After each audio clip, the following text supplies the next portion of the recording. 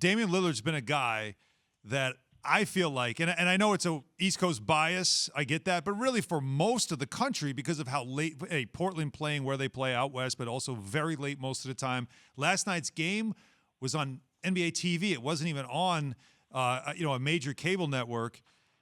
Is he like that? It's not a secret to basketball fans, but shouldn't he be a bigger, more well-known player than what he is by the performances, especially last night?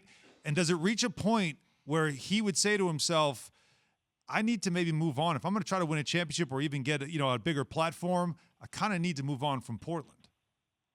I don't believe that. I mean, I do agree that he plays in the Pacific Northwest, and oftentimes his games are on extremely late. And even like last night, he has a legendary type game that's on NBA TV, while other games are on the major network, which is Turner or whatever. So I fall short of saying that he doesn't get the respect, because when you look around and you look at TV, Dame has a lot of commercials, and I think Dame has said this. That he gets. I mean, I know he gets the respect from his peers, but when you look at the endorsements and the contracts he's gotten from the league, from Portland, I mean, he's one of the most popular guys as far as contracts, as far as endorsements. He's all over the TV with Gatorade and Hulu and different, Adidas all over the place. So, I mean, I will fall short of saying that he's not respected or not seen as the talent he is. I would say that, yeah, there probably are some guys who kind of get favorited more than him, and he's just as good or if not better as some of those guys. But I definitely think it's come a long way from where he wasn't getting the respect. I think he's totally getting the respect. He's getting the marketing dollars. He's getting major bucks, and he's known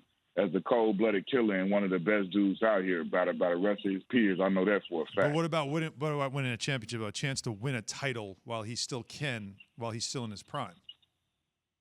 Well, that's something that can be looked at, and I think listening to him, I think he's a guy that he sounds like he's been intent to stay there in Portland and try and get it done there. And I think that's an honorable thing, not trying to jump ship, not trying to team up, and not trying to do anything. Not saying anything is wrong with that, but people are their own individuals, and he seems like the type of person that he's not the type of guy that wants to go and try and join things. Now, he thinks he would be receptive of anybody coming to Portland, but from the sounds of all of the interviews and sound bites I've heard from him, he sounds like he wants to play his whole career in Portland if he can, and he wants to win there.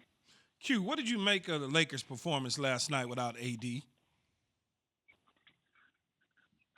It was disappointing to say the least. I mean, I can't say that I went into that game knowing AD wasn't going to play, like fully expecting them to win. I expected them to be much more competitive than that. I expected them to have at least a chance in the game and to have some type of fight. And what you saw was not, if you're a Lakers fan, not what you wanted to see. You just saw, kind of like a hopeless team a little bit with no heartbeat. Do we, as I said, have to make any changes in the offseason if we get bounced? That's something that I think, that they have to look at from the front office standpoint, because, I mean, I think as a Lakers fan, you have to take the caveat and know that this would not be the case if our two big guys were healthy. And I don't think that, people make the thing and say LeBron was killing, the first two games, and now that he's not playing well, that means that he wasn't hurt. I mean, that doesn't mean that. That just means that LeBron is an all-time great talent, and that even in spite of injury, he was able to get in a rhythm and get his thing and get his game going those first couple games. But I still didn't believe when he came back that he was 100% healthy, and I think he said as much. And us as athletes and players, we know that you can still perform well but not be all the way 100%. So when he plays bad, they want to make it seem like he was already healthy because he had a couple good games, and I don't agree with that.